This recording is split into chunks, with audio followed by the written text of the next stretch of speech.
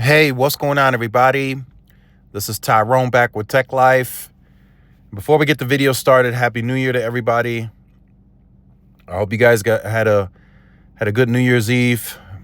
Got to shoot some fireworks, maybe spend some time with family. So I wish all of you a happy 2025. So this article comes from eurovalley.net. I'll leave a link to it in the description so you guys can check it out. So now that we are in 2025, I feel it's going to be very important for T-Mobile to step up to the plate. Meaning, right, T-Mobile is now really pushing challenger to champion. For those of you who've seen it, right, they displayed that at the Capital Markets Day. They talked about it at a few earnings calls now. They're now saying they're going from challenger to champion. They have the best network, the best 5G network, which is leading to the best overall network. That's what they're saying. That's what they're publicly acknowledging. That's what they're putting in the mindset of the consumer, and that's how they plan to change its perception. But that has to be, right? That perception has to really match reality. So they have to continue to build, right? The AI stuff, it's cool, it's great. It's a very efficient technology, but you still have to fix your coverage gaps, and not only the coverage gaps, but also your performance gaps. You could have coverage in a certain area, but it's not performing great. That's a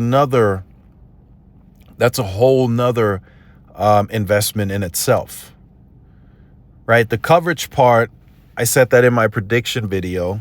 I feel T-Mobile is going to close the coverage gap, right? Little by little. Not necessarily overnight, but now hitting into the next few years of their guidance, it's just a natural progression. Look at how much they've grown the network just since post-mergers. Since the close of the merger, the network has grown already, right, tremendously. They grew it by 500,000 square miles in small market and rural areas. I feel they can achieve that again just by making a strong, solid investment. So T-Mobile antennas planned near US 60 east of Apache Junction. So there is a permit that was recently approved for a wireless communication facility on a 75-foot tall pole northeast of South Mountain View Road and US Highway 60. So I checked the area on the map, and coverage doesn't look too bad in the specific area that's listed, right? The Highway 60 and the South Mountain View Road. But in the surrounding areas, you can see where T-Mobile struggles on coverage and likely performance. So this site is probably going to fill in a decent amount of that. And that's where I'm coming from when I say, the reality or the perception needs to match the reality. T-Mobile keeps talking about challenger to champion, having the best, largest, fastest 5G network, and that leading them to the overall best network. They're gonna have to really deploy it, right? I still don't think today T-Mobile is there 100%, even though they talk about it publicly. I still don't see certain steps that they're taking to really be able to say they have the best overall network, right? There's still too many sites without backup generators, even though they're starting to get those to sites, right? We have to give them some time to get to higher percentage, right? I want to see 80-90% of sites with backup generators. Today, that's just not the case. So until that is the case, in my view, they can't claim best overall network. They just can't. But yet they do that from a perception perspective. They're trying to change the consumer's perception on their network. They want the consumer to try them out because now they have a solid network. So if the consumer switches, right, 9 times out of 10, that consumer is going to have a better experience now than they did maybe 10 years ago, as an example. So wireless permits are being approved. So that's always a good thing. And they're putting up sites, right? T-Mobile's putting up sites. I saw a post earlier that T-Mobile was putting up like 2 new sites in Reno, Nevada. So they're building. They're continuing to build. And like I said, with each build, the network gets more and more mature. And it gets that much better, right? Maybe that new site build leads to better coverage, or new coverage, right? You never know. Better performance in the area with the new site, more FWA users perhaps with the new site. So new sites are always good and definitely needed in T-Mobile's case, because now they're claiming they're going from challenger to champion. So now they really have to back up that talk. They can't just say we're now going from challenger to champion and they still have, gaps and performance gaps to the competition. Right? We got to keep in mind Verizon's engineers, their RF engineers, they're wizards. They're very good at what they do. They have long tenure.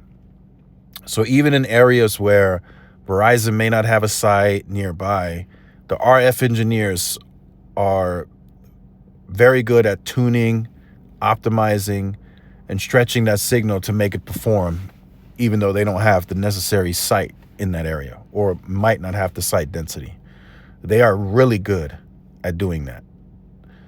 So even in an area where Verizon may have an LTE signal, as an example, it's so well tuned that it can still work for the average consumer, right? Where T-Mobile may struggle even more, even though it's 5G and everything. But that specific LTE signal just has that much more performance because it's better fine-tuned, it's better optimized, it's just better, right? So you have an LTE signal, which many, might consider inferior. It's an older technology, but it still works. And in some cases, better than the 5G signal, which is the newer technology. So that's just something to keep in mind as we start 2025, right? T-Mobile is continuing to try and improve. Like I said, the coverage gap, I think, for the most part here in the next 12 to 18 months is going to be a thing of the past, right? There'll still be some gaps here and there, but it's not going to be as noticeable as it once was, not even close. Like I said before, I can travel from here to Cloudcroft or Ruidoso, where previously T-Mobile had nothing. It's now all covered with 5G and 5G UC. And those are very rural areas. T-Mobile put up a lot of sites over the last few years in that area. So, like I said, for me, there was once like a really, really big issue where I had to switch to another carrier, right? Even my old job site, T-Mobile didn't have service. For those of you who followed that journey, T-Mobile added a site. They upgraded a Sprint Keep site. And now all the way out there in the middle of nowhere, T-Mobile has service now, matching service to Verizon and AT&T. So they're growing their footprint day by day. So it's good to see. It's good for competition. But the whole the challenger to champion, T-Mobile is going to have to really, really, really, really build a second to none network, like actually make that a reality. So let me know your thoughts in the comments. Like, share, subscribe if you're new. Follow my social media outlets. This is Tyrone with Tech Live. See y'all in the next one. Peace.